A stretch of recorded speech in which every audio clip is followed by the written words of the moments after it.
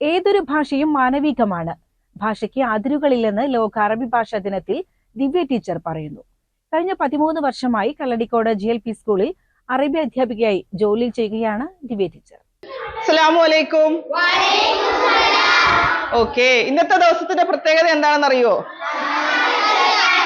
എന്താണ് ഇന്നത്തെ ദിവസത്തിന്റെ പ്രത്യേകത?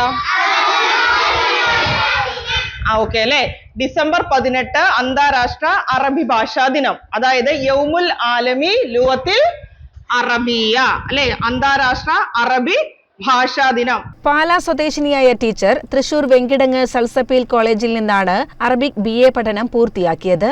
അച്ഛനാണ് അറബി ഭാഷ പഠിക്കാൻ പ്രേരിപ്പിച്ചത്. അടിസ്ഥാന അക്ഷരങ്ങൾ വേഗത്തിൽ വഴങ്ങിയതോടെ താൽപര്യം വർദ്ധിച്ചു. പഠനം പൂർത്തിയാക്കിയ ഉടൻ കല്ലടിക്കോട് സ്കൂളിൽ ജോലി കിട്ടി. രക്ഷിതാക്കളും സഹാധ്യാപകരും ഭാഷാപരമായ സംശയങ്ങൾ ചോദിക്കാൻ ദിവ്യയുടെ അടുക്കൽ വരും.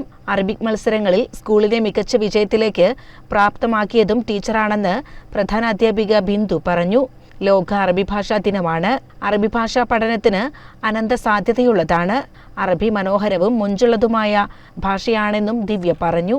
2011 ഞാൻ കല്ലടിക്കോട് ആദ്യമായിട്ട് അറബി അധ്യാപികയായിട്ട് വന്നത്. എൻ്റെ അച്ഛൻ്റെ ഒരു സുഹൃത്ത് വഴിയാണ് ഇങ്ങനെ ഒരു അറബി ഭാഷാ പഠനമുണ്ടെന്നും അത് പഠിച്ചാൽ മറ്റുള്ളവരെക്കാട്ടിലും മുൻഗണന നമുക്ക് ലഭിക്കും എന്നുള്ള കാര്യം അറിഞ്ഞതും കൊണ്ടാണ് എൻ്റെ +2 പഠനത്തിന് ശേഷം അറബി ഭാഷ പഠിക്കുവാനായി ഞാൻ തൃശ്ശൂർ വെങ്കടങ്ങിലുള്ള സൽസബീൽ അറബി കോളേജിൽ ചേർന്നതും അവിടെ നിന്ന് പ്രിലിമിനറി പാസ്സാവുകയും BA അഫ്ലലുലുമ പാസ്സാവുകയും ചെയ്തു.